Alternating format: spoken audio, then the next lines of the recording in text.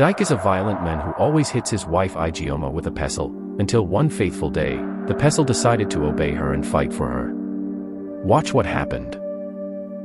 The air in the village always seemed thick with whispers. Crickets sang in the dark, but their chirping did little to drown the sound that haunted the narrow, red earth path leading to the last house by the river bend. A sound people pretended not to hear, bone against iron, the sharp hiss of breath, a stifled cry. No one spoke of it. No one asked. The house itself stood with a crooked spine, its wooden windows always half shut, like eyes unwilling to witness what unfolded behind them. Her name was Ifioma. She had once been known for her laughter. Bright, ringing, like water tumbling over stones. They used to say her smile could stop the rain. But now, she walked with her head down and her back slightly bent, as though the weight of something unseen pressed her lower every day. She flinched when shadows moved too fast, and she never stayed long in the market. Her voice, when it came at all, was the hushed tone of someone speaking to ghosts. He was called Dyke. A man with shoulders like tree trunks and a temper like a storm trapped in a gourd. No one remembered when the change happened. Perhaps it was after his brother's death. Or maybe it had always been there, hidden beneath the surface like a snake beneath a pile of warm clothes. He used to bring her things. Mangoes from the bush, trinkets from his travels, and sometimes, when he was feeling light, stories about the world beyond the hills. But as the seasons turned and his business faltered, something began to rot behind his eyes. The pestle, which once pounded yam for feasts, now rested by the corner not far from their bed. It had a smooth wooden handle, worn from use, and the round base was stained darker than it should have been. People knew. They always know, don't they? But in a place where everyone had their own quiet demons, it was easier to pretend not to hear hers. One evening, rain threatened but did not fall. The clouds hovered like bruises across the sky. Ifioma was returning from the stream, the water jar balanced effortlessly on her head, when she saw the bird. It lay on the path just outside their compound. A crow. Or what was left of it. Its wings were torn at odd angles, eyes gone, feathers soaked in something thick and black. Around it, 7 stones. Smooth, round, perfectly arranged in a circle. She stood there a long time. The jar began to slip. Her fingers shook. Dyke was not yet home. When he returned, his face was darker than the sky. He slammed the door without a word. The pestle was in his hand. Ifioma stood by the hearth, motionless, staring into the empty pot. He crossed the room slowly. A drop of water landed on the floor, not from the roof. From her cheek. He raised the pestle. And then. A knock. Loud. Sharp. A single hit. Then silence. Dyke froze. The pestle hovered in midair. The knock came again, harder this time. Not the kind of knock one gives with a hand, but with something heavier. Deliberate. Angry. He glanced at her. She didn't move. Didn't blink. The third knock shattered the silence like a plate on concrete. He dropped the pestle. And opened the door. But there was no one there. Just the crow. Alive. Perched on the doorstep, head tilted, eyes bright and unnatural. Its wings were intact. No sign of the blood or the stones. It cawed once. Then flew into the house. Right past him. Right into the darkness behind Ifioma. She didn't flinch. Dyke backed away. That night, no sound came from the house. And for the first time in many months, Ifioma slept through the night, undisturbed. But that was only the beginning. By morning, the house seemed different. The air felt heavier, not like the storm that often lingered before rain, but like something old had settled itself inside, made a nest in the corners where cobwebs once clung. Dyke woke before the rooster crowed, sweat clinging to his skin, chest heaving like he'd run a long distance in his sleep. His mouth was dry. His eyes bloodshot. He sat upright on the mat and looked across the room. Ifioma wasn't there. He called her name. No answer. Not even an echo. He stood, legs trembling beneath his weight. The pestle, the one that always rested near the bed, wasn't where he'd left it. The space beside the door felt colder. As he reached for the latch, a shadow darted across the floor. He turned quickly, too quickly, and lost his balance, crashing into the wooden bench with a grunt. As he looked up, heart pounding against his ribs, the room returned to stillness. But he could smell it now. Smoke. Not from firewood. This smoke was bitter.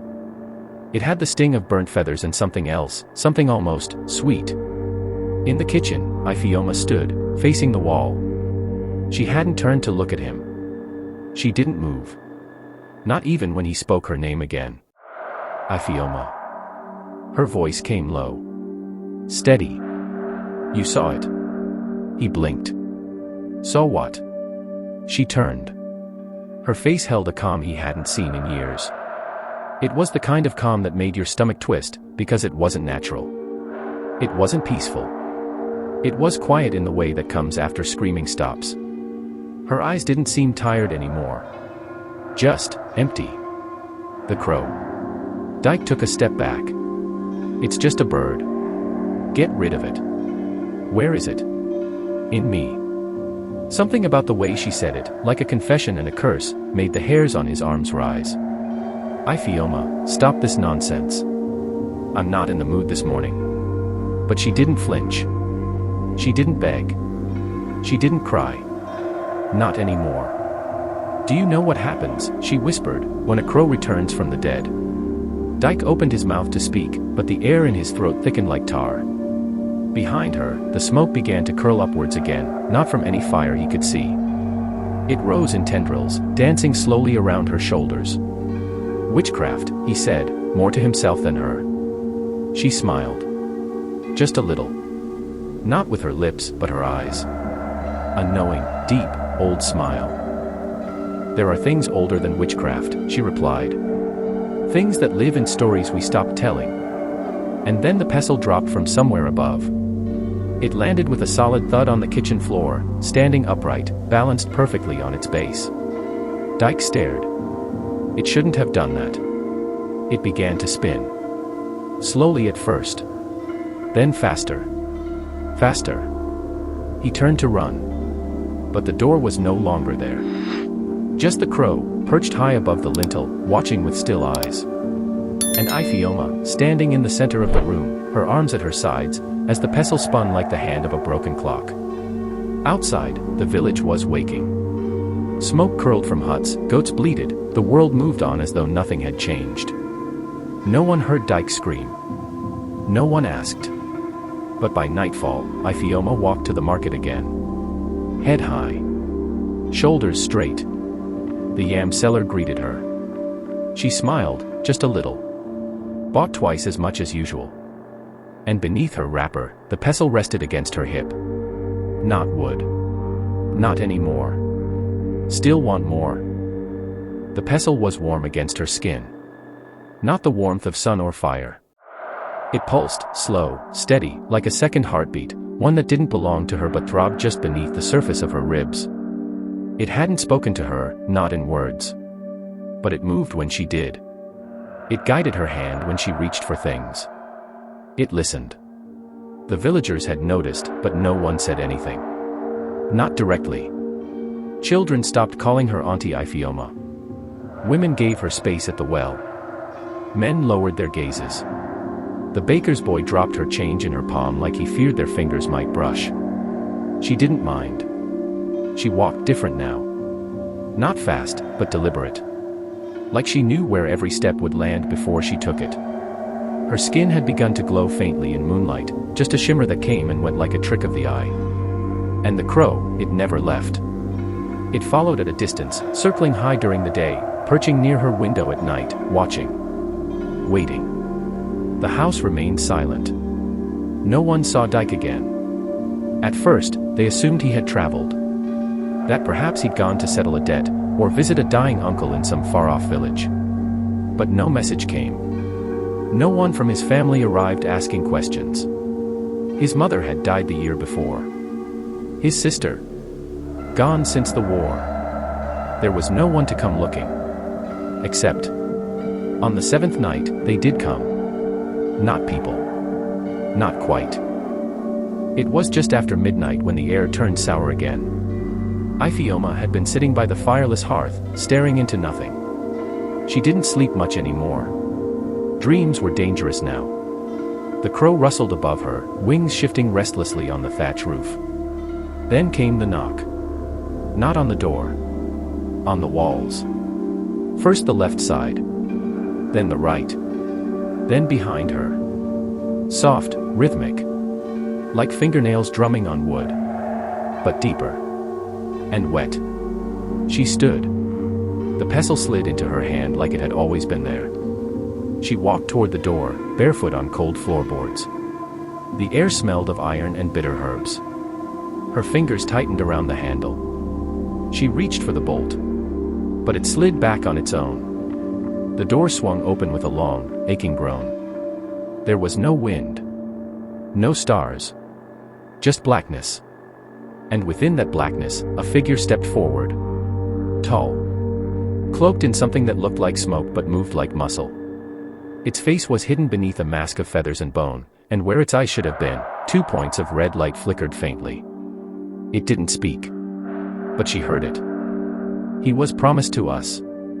Iphioma did not flinch. He broke promises. He was marked. Then he should have behaved like a man. Not a monster. You took what was not yours to take. She lifted the pestle. The red points in the mask dimmed. Then brightened. Do you think you control it? The pestle stirred in her hand. A faint tremble, almost shy. Like it remembered something. Iphioma's voice was low. Cold. I don't need to control it. She stepped forward. It chose me. The figure shifted. The shadows around it began to twist, separating into more shapes. Thin ones. Crawling ones. Some with too many legs. Others dragging long, wet things behind them. She raised the pestle. The crow screamed overhead. The ground cracked beneath her feet. The air broke. And then... darkness. She fell through it. Not the way one falls from a ledge or slips into water, but deeper. Slower. Like being unthreaded from the world one stitch at a time. The darkness swallowed her whole, but it was not empty. It breathed. There were whispers. Voices that came from nowhere and everywhere, murmuring in tongues her ears did not know but her bones somehow understood. Names were spoken, ancient ones, forgotten ones. Names that had been buried under roots and rivers. And one name repeated louder than the rest. Iphioma. She opened her eyes, though she hadn't closed them. She was standing on black soil that shimmered like glass. The sky above was red, pulsing like the inside of a wound. Trees with no leaves stretched upward like pleading hands. All was silent, save for the sound of the pestle, now humming softly in her grip. In front of her, the figure waited. But it was no longer cloaked. It was Dyke. His body stood, but it was hollow. His skin sagged in places, like a puppet half filled with dust. His mouth opened and closed like he was trying to remember how to speak. His eyes were gone, replaced with twin holes filled with red light. Iphioma, he croaked. The voice was his, but thinner. Distant. She did not move. You brought me here, he said, trying to step forward. His foot dragged like it was stuck in syrup. You gave me to them. No, she answered. You brought yourself. He lunged. Too fast. Too sudden. But the pestle moved before she could think. It spun in her grip, then struck the ground beside her. The earth erupted, not outward, but upward, as if trying to throw Dyke off its skin. He flew backward, arms flailing, mouth open in a soundless scream. From behind him, they emerged. Figures with skin like stone and eyes like ink. Some were human in shape, others less so. They walked like memories, fluid and unsure, and every step they took bent the earth beneath them. One bent low beside Dyke's crumpled form. It touched his forehead with a clawed finger, and his body convulsed. They feed on what we leave behind, a voice whispered behind her. She turned.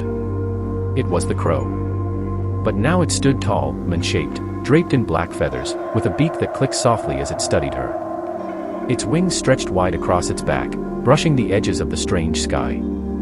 You gave them a feast, it said. But they are still hungry. Iphioma tightened her grip on the pestle. They can starve. The crowman tilted its head. Then you must decide what you are. She hesitated. What I am. Victim. It took a step closer. Weapon. Another step. Or something new. The pestle glowed faintly now, light pulsing in rhythm with her breath. It was no longer made of wood. It was bone. Ivory. Carved with symbols that hadn't been there before. And it was light in her hand, no longer a burden, but a part of her. I didn't ask for this, she said. No one ever does, the crowman replied. But you held it. You used it. And now. He raised his hand and pointed toward the horizon. Far away, the sky cracked like porcelain. Through it, something large moved. Something that slithered and shimmered and blinked with 1,000 eyes. The air vibrated as it grew closer. They know your name. The ground beneath her feet began to break apart. Time bent. Reality tilted. And she realized this place was not a punishment. It was a gate. And she had opened it. The sky split open. And from within, they came. But Iphioma did not run. She raised the pestle high, its carvings now glowing like fire beneath her skin. Her eyes, once filled with fear, now burned with something far older. Something fierce. The kind of power that does not beg or plead, it takes. It becomes. The creatures screamed as they approached, their voices like rusted metal tearing through cloth. But she stood unmoved, her feet planted in the soil of a world that no longer belonged to gods or ghosts. It belonged to her. The pestle came down. Light exploded. And the darkness swallowed itself. When the villagers woke the next morning, her house was gone. Just ash and feather. No one spoke of Dyke again. But if you listened carefully at night, when the wind passed through the trees just right, you could hear the crow laughing. And sometimes, if your heart was heavy and your past unkind, you'd find a pestle at your doorstep. Waiting. So tell me, what would you do? Like, subscribe, and comment your opinion below. Let the darkness know you were here.